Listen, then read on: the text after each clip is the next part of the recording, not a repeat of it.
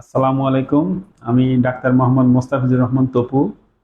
আমি medicine consultant হিসাবে Chevron Feni ব্রাঞ্চে চিকিৎসা সেবা দিয়ে আসছি। আমি আজ একটি গুরুত্বপূর্ণ টপিকস নিয়ে আলোচনা করি, সেটি হচ্ছে ডেঙ্গু। এই ডেঙ্গু আমাদের এই বর্ষা সিজনের জন্য খুবই গুরুত্বপূর্ণ।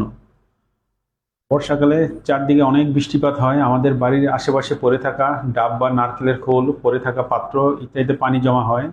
3 দিনের বেশি পানি জমা থাকলে এইখান থেকে এডিস মশা জন্মাতে পারে। এই এডিস মশা যখন কাউকে কামড়ায় তখন আমরা ডেঙ্গু রোগে আক্রান্ত হই।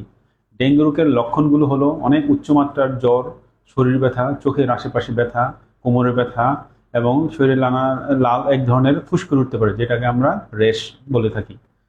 আপনি যখনই এই সিজনে যখনই এই ধরনের লক্ষণ দেখবেন তখন দ্রুত ডাক্তারের সাথে যোগাযোগ করবেন। ডাক্তার আপনাকে পরীক্ষা নিরীক্ষা করবে, কিছু রক্তের পরীক্ষা দিবে এবং আপনার রোগের সিভিয়ারিটি অনুযায়ী আপনাকে হাসপাতালে অথবা বাসায় চিকিৎসা সেবা দিবে।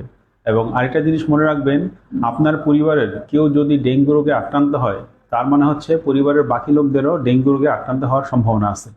সেই ডেঙ্গু রোগে প্রতিরোধে যা করতে হবে তা হলো বাড়ির আশেপাশে পরিষ্কার রাখবেন, ডাবের খোসা পরিত্যক্ত পাত্র থাকলে সরিয়ে ফেলবেন, পানির ট্যাঙ্কি বা অন্য যে জায়গায় পানি জমা থাকতে পারে তা নিয়মিত পরিষ্কার করবেন। বাসায় দিনের বেলা বাসায় ঘুমাইলে অবশ্যই মশারি টাঙিয়ে ঘুমাবেন। দরজা জানালা বন্ধ বন্ধ রাখবেন, প্রয়োজনে জানালায় মশা প্রতিরোধক নেট ব্যবহার করবেন। বাইরে গেলে ফুল স্লিভ শার্ট এবং ফুল হাতা শার্ট পরবেন এবং প্রয়োজনে মসকিউটো রেপিলেন্ট ব্যবহার করবেন। পেনিক হবেন না, সচেতন থাকবেন। সুস্থ থাকেন, ভালো থাকেন। আসসালামু আলাইকুম।